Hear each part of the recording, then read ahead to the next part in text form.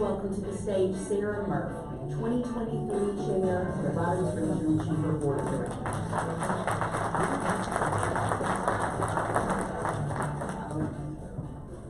Good morning. Good morning. I'm glad to see you all this morning. I'm glad the mic's working well. I know we're all very excited to hear from our House and County delegation, so I'm going to keep my comments brief. But I want to start by thanking our host sponsors, House and Healthcare, which you just heard from. And at this time, I would like to call up none other than Ron Weigel from Synovus to lead us in the invocation and pledge and, of course, share a few jokes.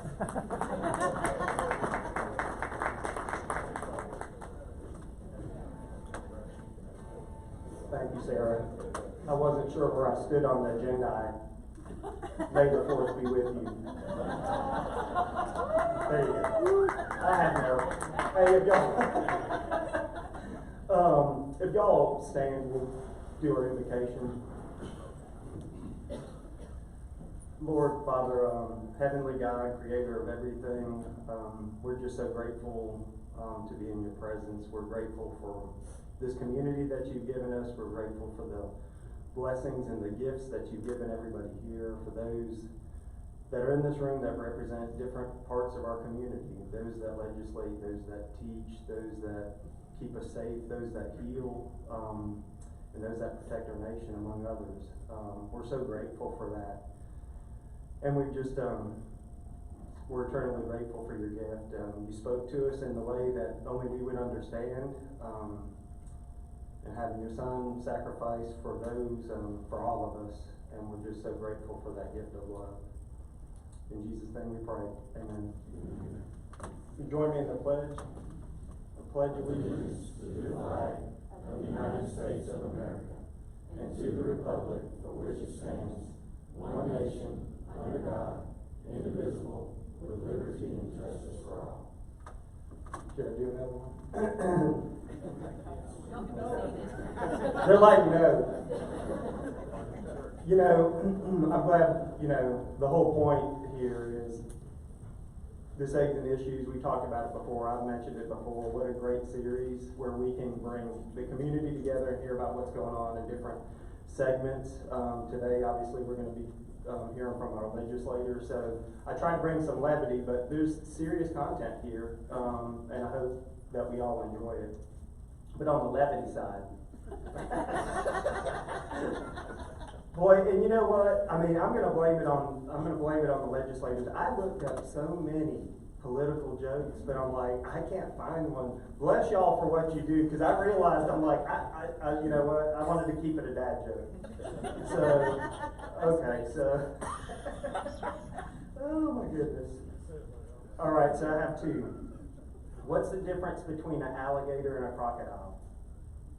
I believe the main difference is one will see you later and the other will see you in a while.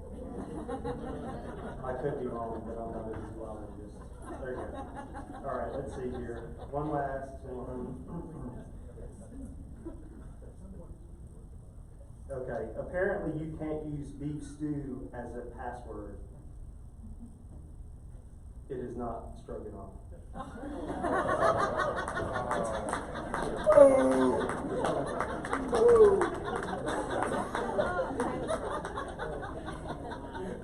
See, he laughed.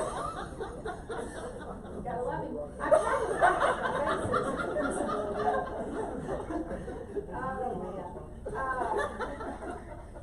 So I do want to recognize another special group that's here with us as part of our Leadership Robbins Region program. They all attend this event. In the past, that group used to go to the Capitol, but now we feel like they get a little bit more one-on-one time as they come to this event and get to spend a little extra time with our legislators. So if you would, our Leadership Robbins Region participants, would you stand and let us just recognize you? Woo-hoo!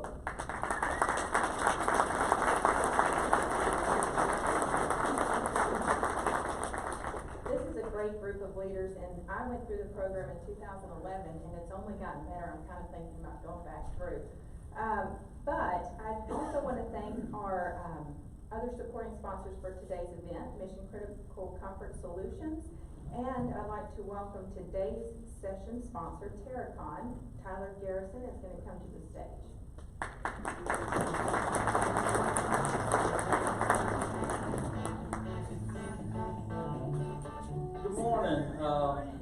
they said, my name's Tyler Garrison. First and foremost, just wanted to thank April and Arlie for allowing us just to be sponsors again this year for this event.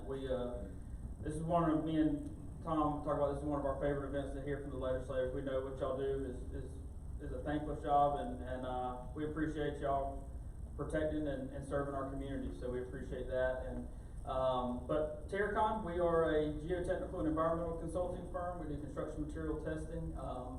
We want to be a full-service consulting firm for you from the time that you make a investment on a piece of property to the time for the full life cycle of your project. So from an environmental side, we want to make sure that you're putting the money up and to invest in our communities and our economy, and we want to make sure that we can help mitigate some of that environmental risk before you take the plunge on that. And from a geotech side, the easiest way for me to tell you what we do is we test what's under the ground to see what you can build on top of it. So just kind of the easiest way for me to explain that. And then our construction side is the third leg of what we do, and it really is just to kind of help mitigate the risk of when construction and architects, they put the bid documents and everything together, and they get on site, there's a lot of moving parts, and we just want to be there to try to help make sure your project is exactly what you had called for, and that the quality is what you're looking for. So we were formerly GEC, so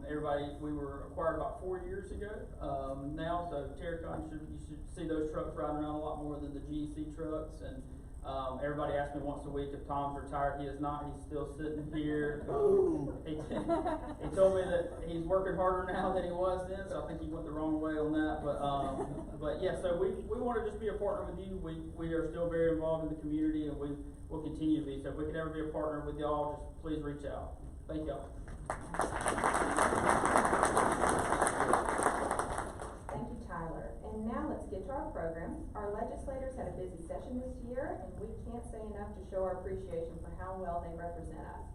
Please help me welcome to the stage members of our House and County delegation and our moderator, April Bragg. You'll make your way up, they'll do their own introductions.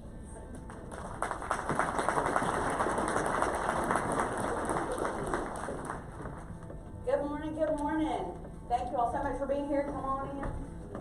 Y'all find a seat. Yep, you're here. Musical chairs. You're here. All right, so this is always a treat to host our legislators, and we have down on the end Representative Shaw Blackman, Representative Noel Williams, Representative Robert Hickey, Senator John Kennedy, Representative, our newest member, Bethany Ballard, and of course Senator Larry Walker here. Y'all join me one more time. Give them a round of applause. As Tyler said, a lot of what they do is thankless work, but this is one of the highlights of our year too, Tyler. The opportunity for them to come home. I know they're glad to be home, but to come home and share with the people they represent about the important stuff that happened in the session, what maybe didn't happen, that we have to look forward to in the coming year, and just provide some framework for us. For those of you who are involved in the legislative session, I see Ember Vinley sitting right there smiling back at me. It's slow until it's not. And then it's fast and furious, and a lot happens, and even those of us with the best intentions, who keep up with everything that's going, a lot of times we don't know how it all came out in the wash until y'all get home, and we can really digest what passed. So I've asked Representative Dickey and Senator Kennedy to give us a little bit of that opening perspective, an overview of a record year of freshmen coming in. We had some leadership changes. Can y'all just share a little bit about the session in general, and then we'll get down to some of the specifics. Rock, paper, scissors. I don't care who goes first. I'll defer to my senator, Senator Kennedy, who is also a very new position, a very big position in the state senate this year. So, John, take it over. All right. Well, thank you, Robert. And good morning, everybody. Good morning. Good morning.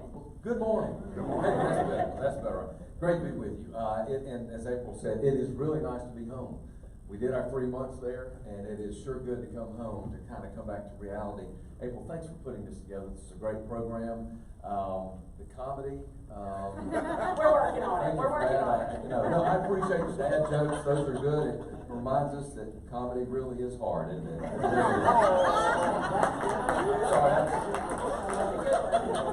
I'm sorry, it's too easy. But it's great to be with y'all. it'd be remiss of me if I didn't introduce Charlie. Where are you? Charlie, there, stand up. Charlie, over there, tall guy with the orange tie. Charlie is my chief of staff, in the Senate Pro Tem's office, the new, role that I have that Robert was alluding to. And Charlie works at the Capitol every day, lives in Atlanta, is from Hall County, but he wanted to drive down and be with y'all this morning, just to, get to meet some of the good constituents that I get to represent and also be with the House and County delegation. So Charlie, thank you for being here with us this morning. Y'all please take a moment and get to meet him, and most importantly, let him get to meet you. So, as April said, it was a new year. This is the first of, excuse me, this is the first of our 2-year biennial. And there was a lot that was new this year at the Capitol.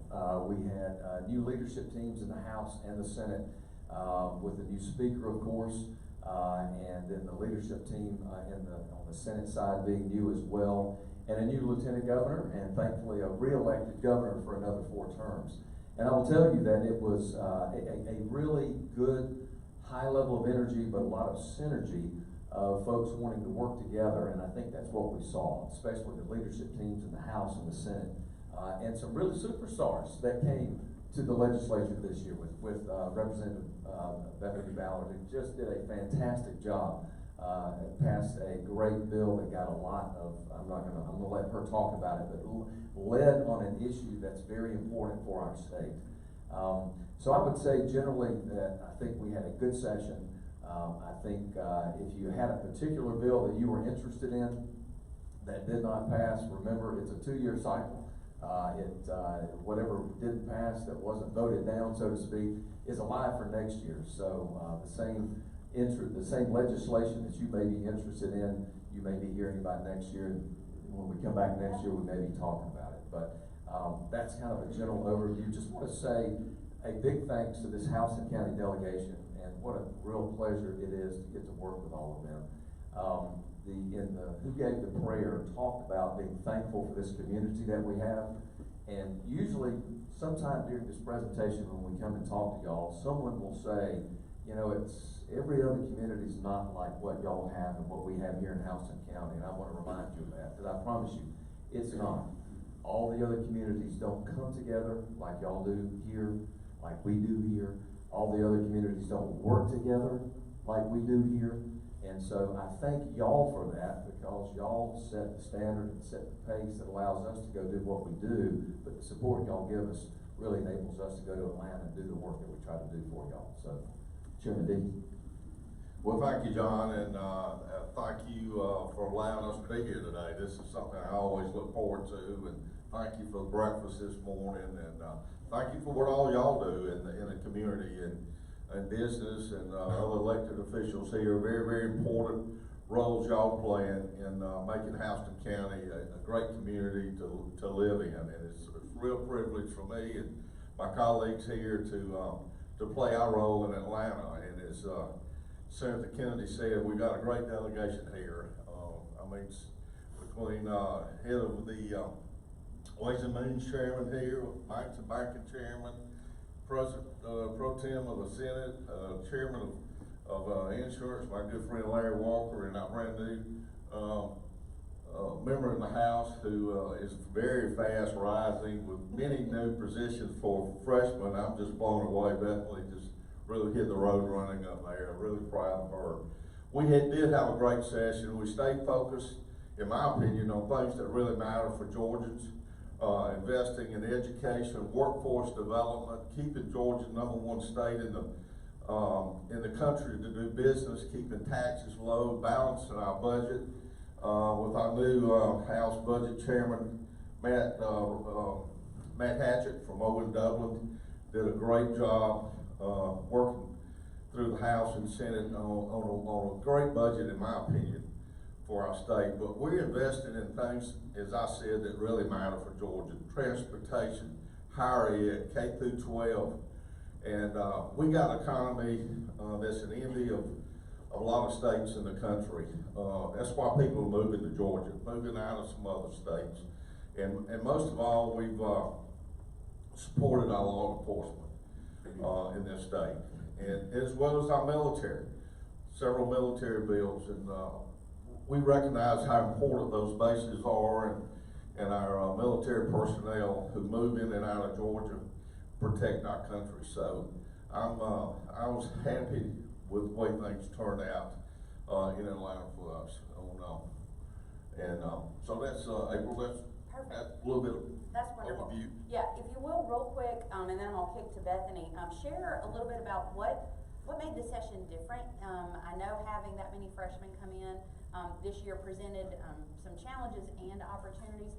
So if you can just talk a little bit about pace, or what might have gone differently, and then I wanna hear from Bethany about being, one of those freshman legislators, about her first experience. I think we had 43 new freshmen in the house or in the house. Yeah. And just in the house. So y'all, that's a challenge. That's 43 out of. For John Burns, who's our new speaker there, who's done a great job, as I said, keeping us focused on some important issues and working with the Senate.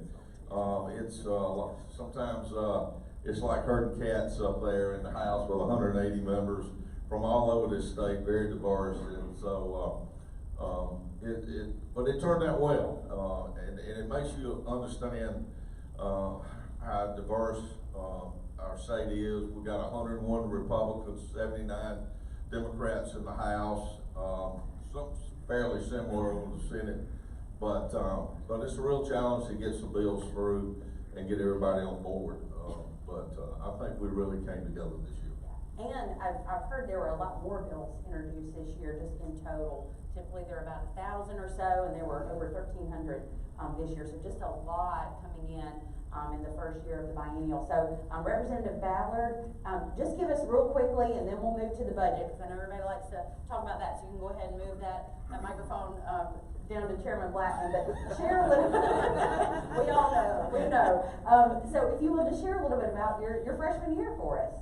Thank you, April. Thank y'all for having me here today. It's weird to be up here and not out there.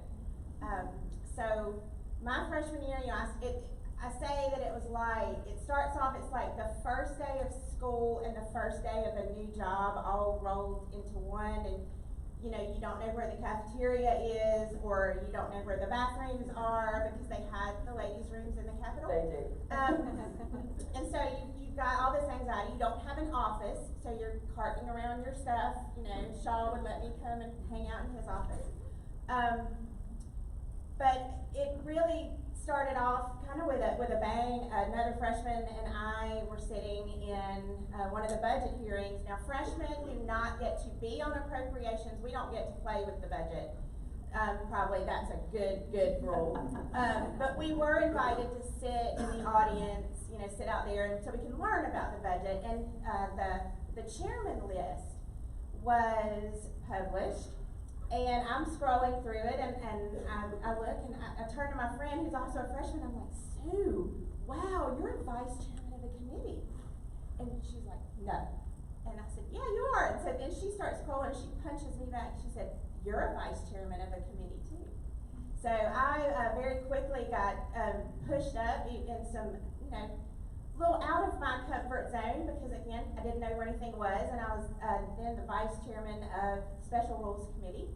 And then I got asked to be on the whip team, so I was a deputy whip. And then, I thought, this is good, this will keep me very busy.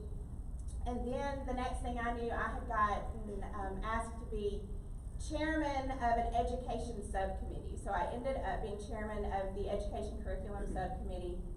And that meant, my freshman year was just in overdrive, and it took me, I don't know, a good month to get my feet under me. Yeah.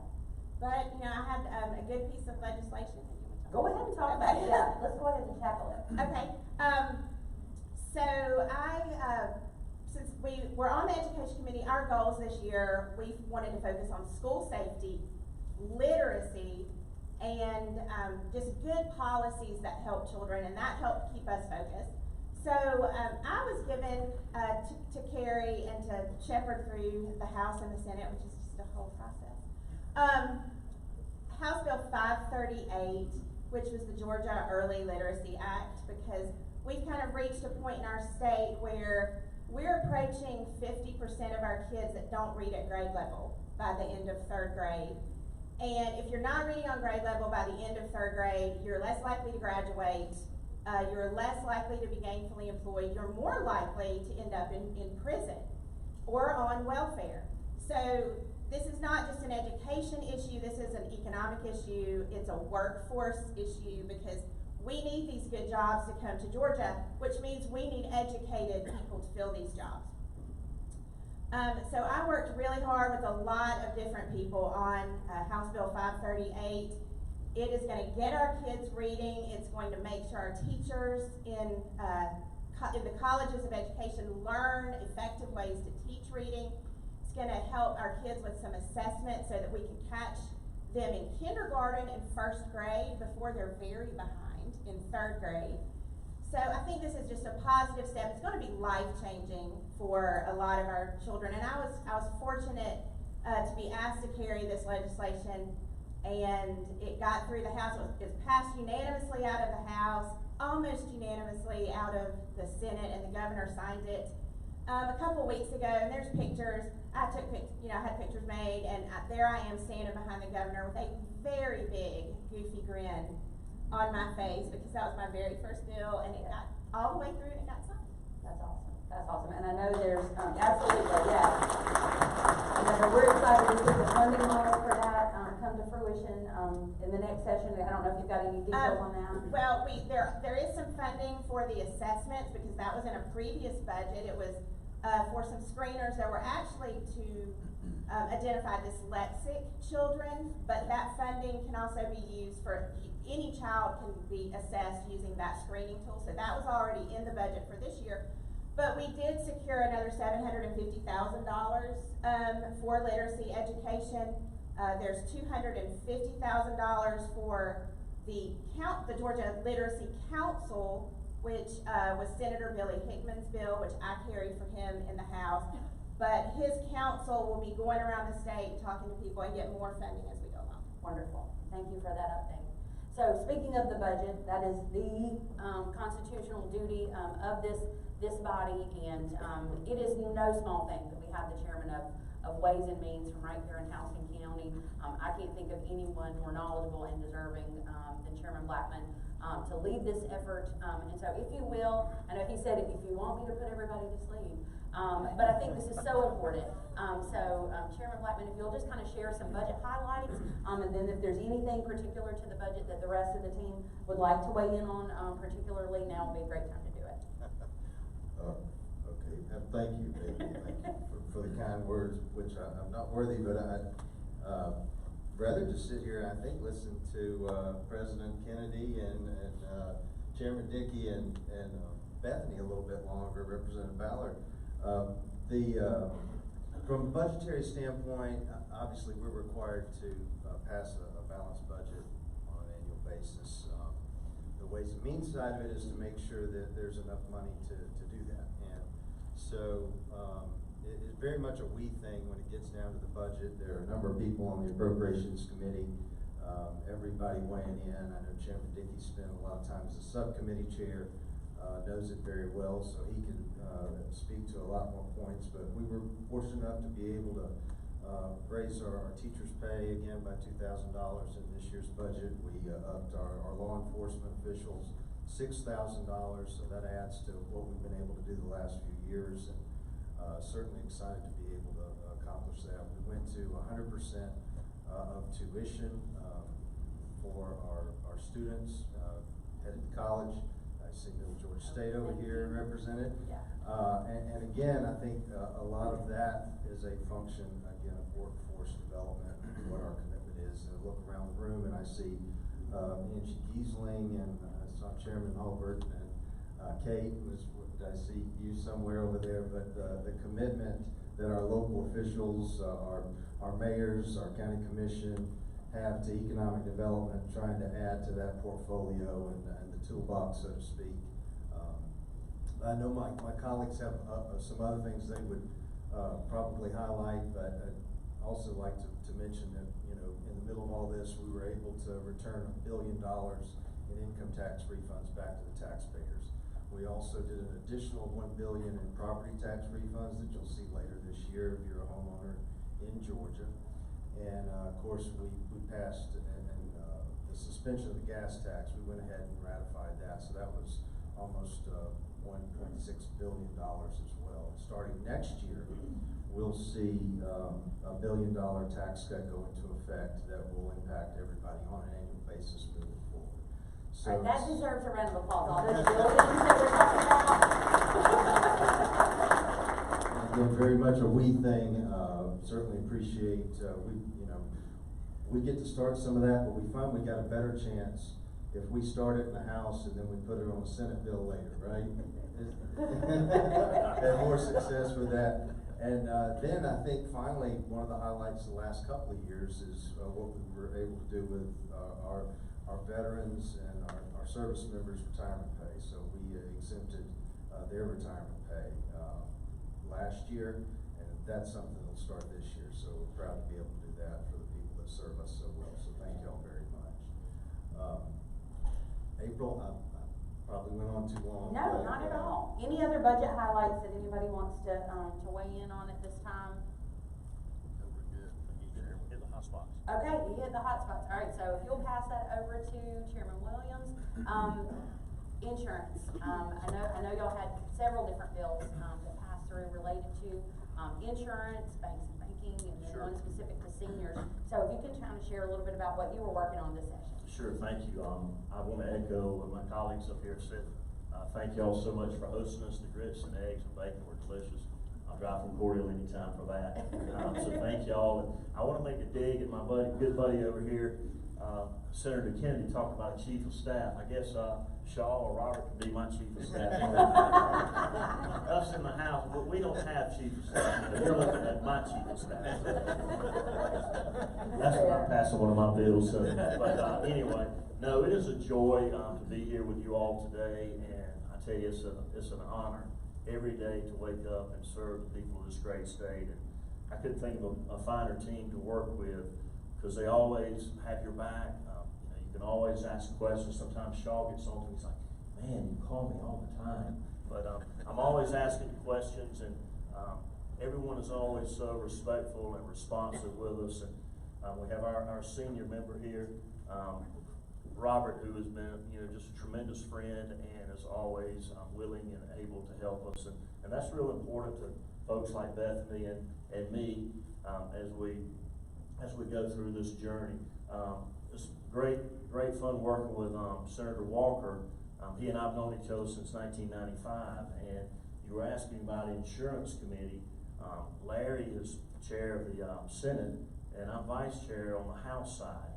And we had some bills. Last year I was working on a bill that finally got through this year that kind of dealt with some of our attorney friends in tort reform. There was a bill they brought to me for the TNC, or the Uber and Lyft drivers. We don't have Uber and Lyft down here as much, but in Atlanta it's pretty important. And there was a bill they brought to me that they wanted passed to help with tort reform, because they were liable for $1 million, and everyone else was, the 25,000, 50,000, and 25,000. And so last year when we presented this bill, we wanted the maximum to be $100,000 liability on these TNC drivers, or Uber and Lyft.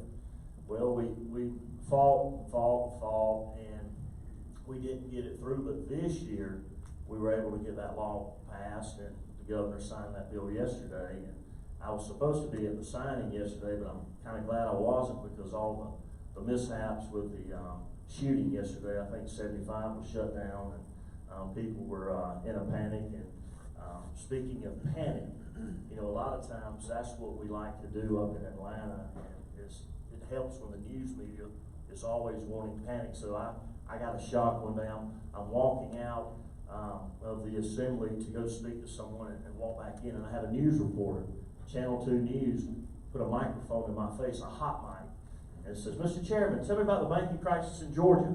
And this is when everything was, and I'm like, oh my gosh, and I know I look like a deer in the headlights. So I calmly said, we're not California. And I said, our money in Georgia, we're not New York. We don't have 63% of our money in cryptocurrency, which is not money. I said, quit trying to make everyone panic. We're fine. And Good for you. So I handed back the mic. I cannot tell you the amount of text messages and emails I had from fraternity brothers and from friends from all over. It's like, oh my God, we're in a world of hurt. Noel Williams is in charge of banks and banks. So I called my Great wife. answer, though. Yeah, well, I called my wife, and thank goodness we didn't have the Atlanta News, because she's my biggest critic, and she would have just wailed on me. So, anyway, those are some of the things that we did, and like I said, thank y'all. Y'all been such great support and working with these folks.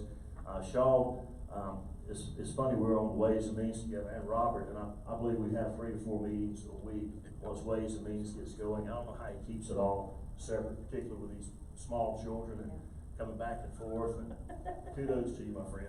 He makes it work. Thank you so much for that. And we'll turn now to Senator Walker. And I know you've got several highlights in both as chairman of agriculture, some workforce development, precision ag.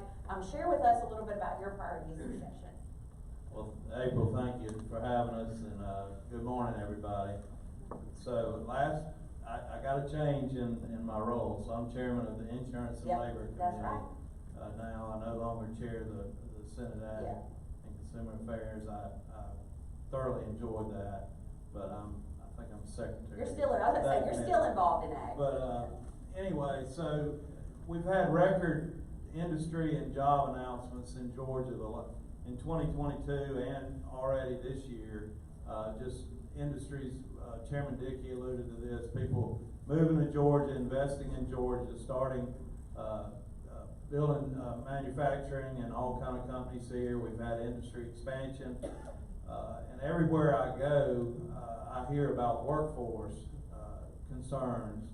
I hear about workforce concerns at Robins Air Force Base and the retirements there and needing software engineers, et cetera, at Robins. I hear about it with our school systems. They can't find bus drivers and cafeteria workers. And I hear about it in the private sector. Any industry you talk to faces workforce challenges. So we did a lot of work in the Senate this year to try to address that and look at barriers for people getting in the workforce. The Lieutenant Governor had a bill that passed to look at the degree requirements for state employees and maybe rework that where it didn't make sense that you had to have a 4-year college degree or a master's degree necessarily to fill a role at the state. The state of Georgia has challenges hiring and retaining workforce.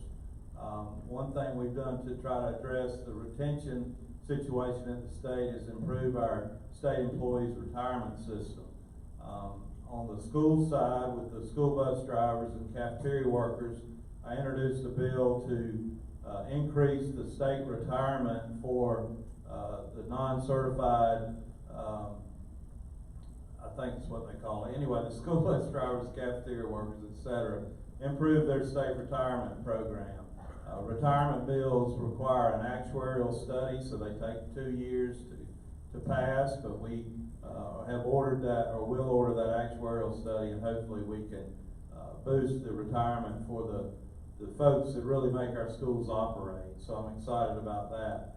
I have a study committee this summer that's going to look at occupational licensing. We have 42 licenses, I think, under the Secretary of State's office, and then there are other licenses under the Composite Medical Board and other areas.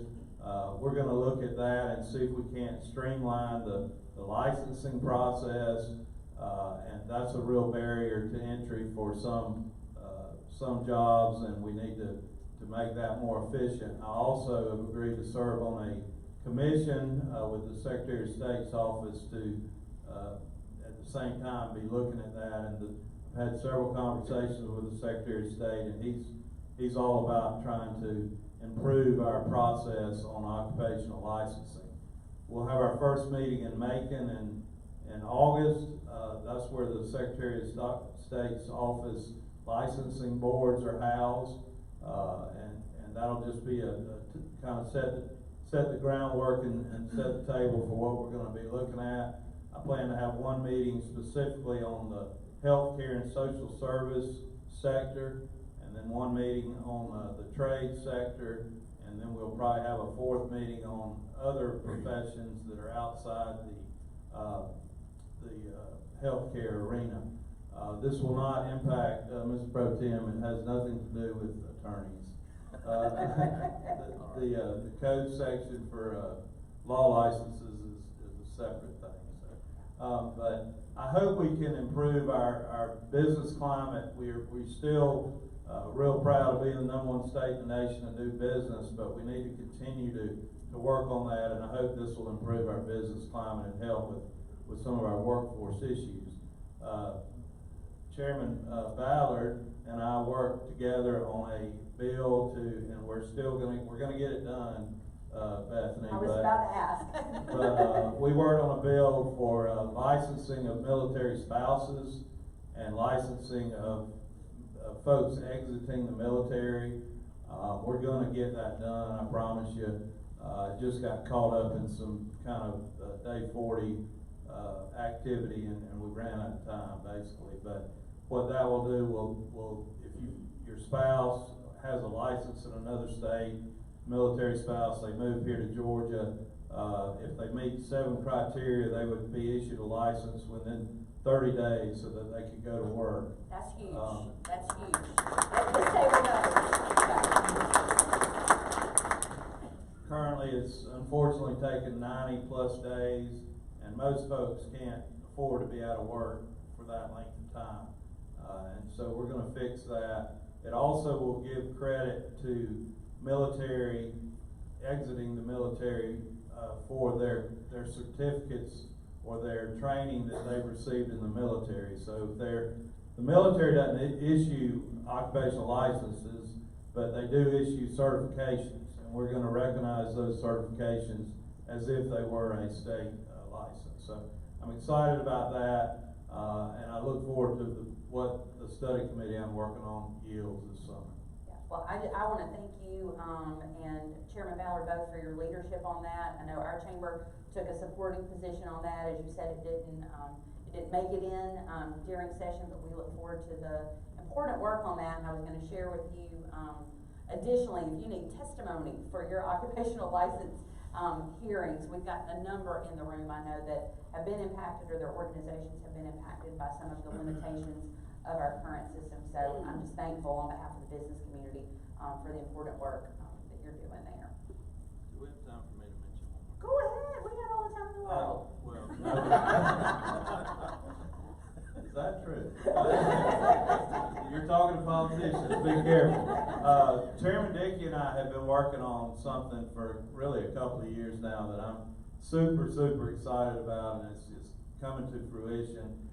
It's called an Integrated Precision Agriculture Research and Demonstration Farm. And it's going to be in Perry, across from the fairgrounds on Elko Road. It's going to be run by the University of Georgia. And what it's going to do is it's going to integrate the most modern technology with the practice of agriculture. So you will have, for example, variable rate irrigation, where the irrigation system senses, as it goes across the property, it senses where it needs to put more water and where it needs to put less water. You'll have variable rate fertilizer, variable rate pesticides, which all of that will save the farmer money and be more environmentally friendly. You'll have planters that will be so precise that they will put every seed, the right amount of seed, at the right depth, at the right spacing, because seed's super expensive. There'll be other things that'll come out of this. Autonomous tractors. Georgia Tech Research Institute has a robot that will pick peaches that they're developing. They've got a robot that will pick up eggs in a hen house that are laid on the floor of the hen house instead of in the nest. So there's all kind of opportunities to improve the efficiency of our #1 industry, which is agriculture. And I can't thank Chairman Dickey enough for his support and help on this. And I was afraid if I didn't mention it, it might not come up, but I'm very excited about it. That sounds amazing, and I know you've worked on a lot of things with farmland, in general, so anything you wanna add on the precision ag, on the, farmland conservation? No, April, I mean, Senator Walker's great. Our Agri Center down in Perry is just an amazing facility here in Alfred County. The economic development that it brings to this area is, you just can't realize how much it is. There's something going on big in that facility year round, not just during the fall, and it's, brings so many people here. So I'm just really proud to work, Senator Walker and all of us in the House and Senate, to support that facility down there. Yeah. And you led some efforts on farmland conservation, as well as protecting, you know. We did. My counterpart over in the Senate, Senator Russ Guzman, introduced the Farmland Protection Act, and it's, would be very, needed here in Houston County. As y'all see the encroachment and the development taking over a lot of our prime farmland. I rode by this morning, new hotels, new apartments, fast food going in fields that used to be cotton or peaches.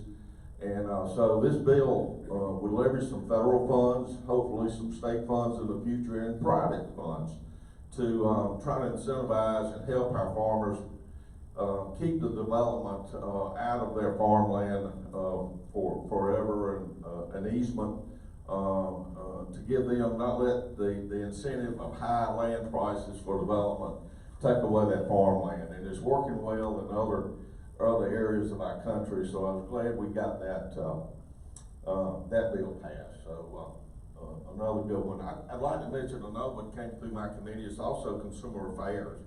And we had a bill on solar panels on rooftops. And I know we're doing a lot of solar in Houston County down below on the interstate, but a lot of consumers in areas of our state are being taken advantage of by salesmen trying to put solar panels on people's houses and where it might not be appropriate, and big investment. So this bill, the door-to-door sales bill, would give a little cushion time so people would not rush into some large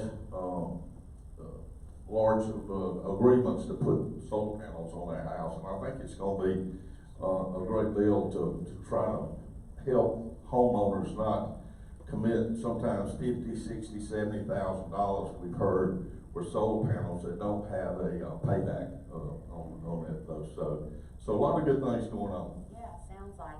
So a number of the topics that we've discussed today really talk about the impacts of growth. And unfortunately, one of those impacts is crime. And Senator Kennedy, I know you've worked on a number of issues related to crime. So if you can share just kind of from this session, maybe some specific steps that were taken in order to reduce crime in Georgia. Sure, April. So sadly, we have had to enact and focus a lot of legislative efforts and energy on criminal problems with criminals that we have in Georgia. And one of the things that we focused on this session, the House and the Senate put a lot of energy in working into the issues that we have with gangs in Georgia.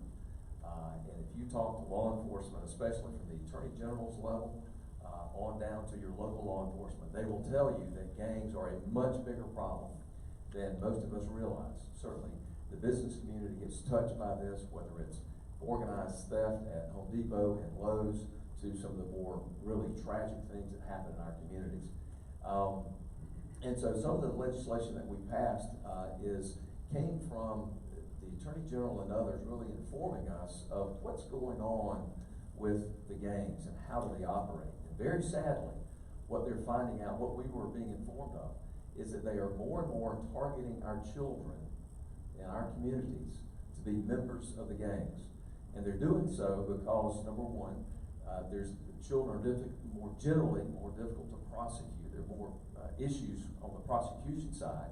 Number two, they recognize that most of us, of course, view a child who is accused of crime differently than we view an adult. And third, it's a realization of just how sophisticated these gangs have become in their operations. They're targeting children for those reasons. And so we passed legislation this year that increased the penalties, that says if you're going to go after a child in our state, we're going to come after you. And so we have mandatory minimums, which is something we haven't heard a lot about in the last several years with criminal justice reform. Generally, the thought was to get away from mandatory minimums. But we thought, there are times where mandatory minimums need to be in place. And if you're gonna target our children, that's one of the areas that we need to have mandatory minimums. And so that's one of the areas that we focused on. And I'll mention maybe one other before I pass the mic, and that is, we've got a good district attorney here in Houston County and great DAs around the state. But there are areas in this state where the district attorney has made announcements that I'm not going to prosecute certain types of crime. And that, ladies and gentlemen, is not the district attorney's job. It's the legislature that makes the decision with your input of what you want your statutes to say about what's a crime and what's not. And so this year, we worked really hard with the House and the Senate to form basically it's a district attorney's oversight committee, very similar to what judges have, which is the JQC, the Judicial Qualifications Commission. If a judge steps out and does something that he or she shouldn't be doing, then they can get called in front of the JQC. Well, we formed a district attorney's version of that. And so that body, which will be in panel, it'll be an 8-member panel that's very similar to the JQC, for district attorneys that for political reasons decide they're not going to prosecute certain crimes, well, maybe now there's some oversight. And so that's one of the things that we did that I think we can all take some pride in.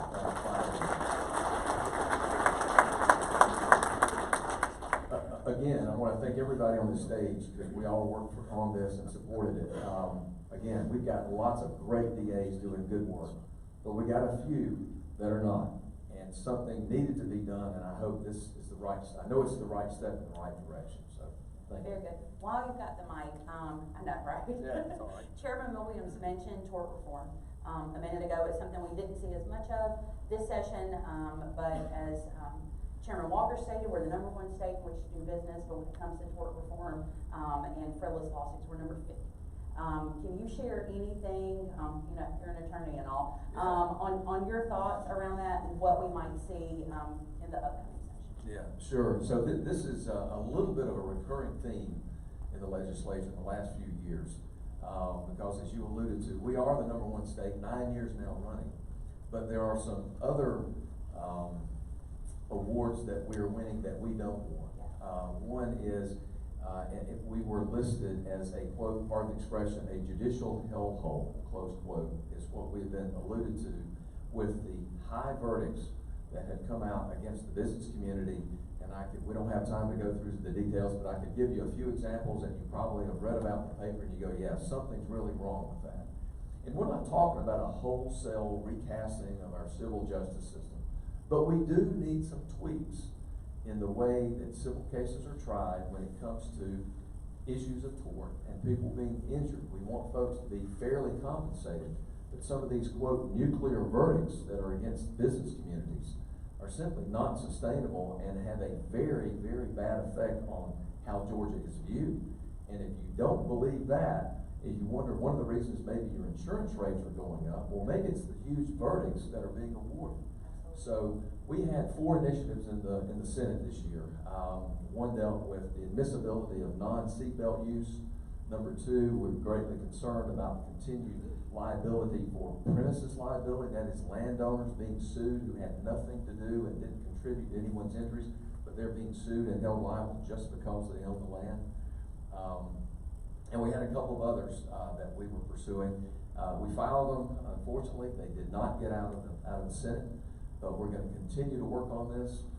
It's something that needs to happen. So I would encourage you, I would beg you, as business leaders, as leaders in our community, talk to not just your legislators. I mean, we're here, you're talking to us, but talk to your other business leaders and other legislators around the state and ask them, what are they doing about tort reform? What are we doing to make sure that Georgia's businesses have a fair shake when they get sued? Again, folks need to be compensated fairly when they're a plaintiff, but it's got to be fairly, and it's got to also mean that the businesses are treated fairly as well. Yeah. Thank you for absolutely. And if you guys don't know, and I know you mentioned this, it absolutely, affects everyone's, individual insurance premium, but I'm sure our hospital, can attest, we have a doctor shortage, not just here locally, but, as a state, and malpractice insurance, is cost prohibitive, for many of these doctors trying to come and do business and fill critical roles in our state. So we're very thankful to see, the work that you guys are doing, in that arena. I want to kick back to Chairman Blackman real quick. I know that you had a bill about, veteran mental health. Can you share a little bit about that and where that landed? Sure. We have seen, I think, in a number of states, there's been investment. There's a number of foundations out there that have dedicated funds and energy resources towards, helping to try to provide some solutions to the mental health crisis that we see in certain areas. And one of these that has recently invested in Georgia is designed specifically to service members, their families, veterans, and their families. And so the state of Georgia was asked to participate in that, and so we developed a grant fund that would actually match those private funds that go into our state to help families that may be dealing with some of that. So that was certainly a priority. Again, another unanimous in the House and in the Senate as well. So hopefully something that we can build on as needed. But we were glad to see that get through. Absolutely, and I know, even from Big Air Force, airman suicides and mental health continue to be a priority and something that they're investing tremendous resources in. To see our state stepping up in such a positive way is really a testament to our state's commitment to support our service members and their families. I know you were kidding about unlimited time, but I mean, Go well, I ahead. had the Till the microphone. lightsaber comes out, you're good. Go ahead. Well, I wanted to brag on a couple things if I could. Please. Chairman Williams is, he actually is one of the funniest guys in the legislature. You heard some of that this morning, but he does an incredible job joking and kidding about banks and banking. He is an incredible chairman of that committee, doing a fantastic job, and he's an extremely important part of the House. And I know Chairman Dickey already talked about it, but that conservation easement legislation was probably one of the biggest things we were able to accomplish this session, and so kudos to you, Chairman. Came through your committee. and I know we're establishing an innovation corridor. Is that right, Angie? With a lot of help from a lot of different moving parts, and I think the ag component is key to that. I don't know. Sonia Jenkins, is she still here? She's the governor's appointee in that space. And I don't know how many people really know that about you, but thank you for the work that you're doing. And I did not see my good friend slip in, and I don't know if I can get him to stand up, but the president of, I think, the finest technical college in the whole state, Dr. Ivan Allen, is over here. And regard to technology and innovation, I don't think anybody I've spent more time on the phone with than Dr. Allen, and how he is committed to that and committed to our area and what he does for Houston County. So I thank you for letting me. Absolutely. Thank you for sharing. I want to pass the mic to Chairman Ballard real quick, because I know you ran on this, and it is something that you were able to get some movement on with foster care legislation. And then I would like to quickly let any of you or all of you share some closing remarks as we wrap up today. Yeah, so I did work this session on some foster care legislation, and it didn't get a lot of traction. And it's one of those mysteries that a freshman always kind of wonders, why isn't this getting traction? But it didn't. But I guess it was a day after Steiny died, when we were all still a little sleepy, and I texted Senator Brass, who I got to know this session, and he has some foster care legislation. And I said, do you mind if I start working on this and work on this on the off season, and you and I can really get this going next session, and I can make sure it gets through the House, or at least try to make sure it gets through the House. And it would, help our foster parents get a little bit of, protection in the legal arena when, perhaps charges are filed against them or grievances are filed against those foster parents that aren't quite accurate, maybe, I guess we should say. Our foster parents, you know, 99.9% of the people who are foster parents are wonderful, great people, and they step up and do things that a lot of us can't do or don't want to do, and so they need our support. And when I called Senator Rice the day after Sonny died, and he said, "Do you not have an off button?" And I said, "Nope." So he said, "Well, I'm taking a couple weeks off from legislation. I'll talk to you about it later." So, but I am gonna get with him and keep moving that forward. And I will just echo what everybody else said. Y'all, I would have drowned up there if not for our delegation. We have the best delegation. There were some freshmen who I talked to that did not have their senators' phone numbers. They didn't know all of their delegation. And I'm like, well, that's just no way to live. I said, I go to church with mine, you know. I said, I'll tell his mama on him, you know, he's not responsive. But we do, they put up with a lot of questions from me at the very beginning, and I really, really would have drowned. And back to military spouse licensure, and I know we're running out of time. We did work on that so hard, and I was just very annoyed when it didn't get across the finish line. And I think one of the things, and I continuously, and you might have too, had this question, why is that important? And it struck me about halfway through the session. We, in this room, know tons of military people. We live it, we breathe it. Most people in Georgia don't know a single person who's ever been in the military. So they don't know what the life is like. And I'm a military spouse, and I know how hard, when we were moving around at the beginning, I know how hard it was to get a job. I lived it. So I think we just have to really buckle down and make that case. And I told Shaw the other day, we're going to get it over the finish line if it kills us all. So there we go. Well, hopefully I won't have a whole new crew up here, because that would be a little weird. But if there anything in closing that we didn't touch on that you want to highlight, or anything perhaps that you're really looking forward to in the upcoming session before we wrap up? Anybody? Go ahead. You're not.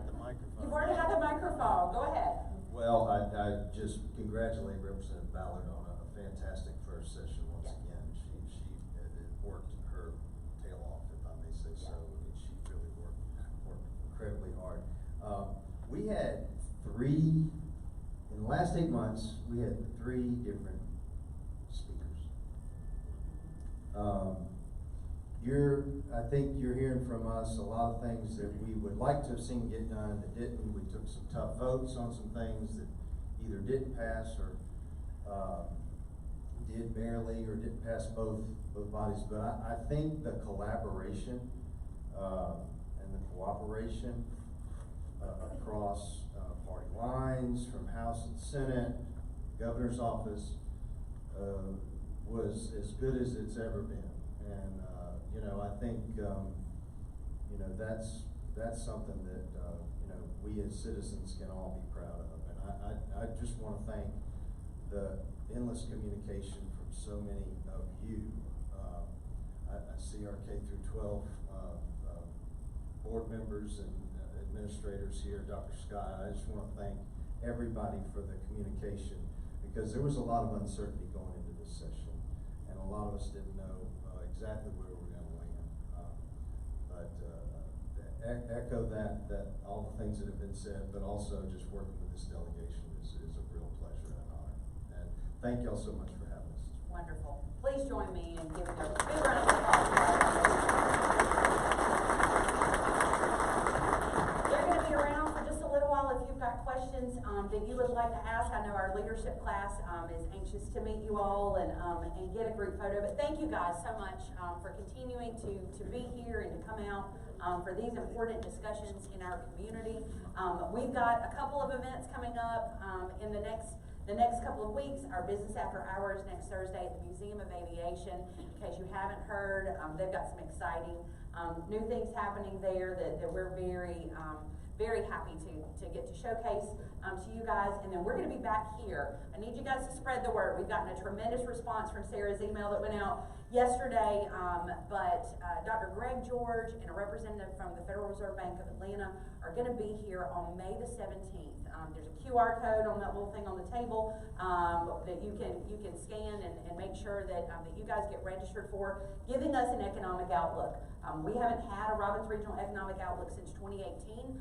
For a number of years, the Middle Georgia Regional Economic Outlook that the Terry College of Business at the University of Georgia does had really focused a lot on the impact of Robbins Air Force Base and Houston County as the leading county in Middle Georgia. And sadly, that presentation doesn't say a whole lot about Houston County anymore. So we're bringing it back, and we're bringing it back with a vengeance. I can't think of a better time to do it than now. You talked about, banking and some things that have happened out in other parts of our country.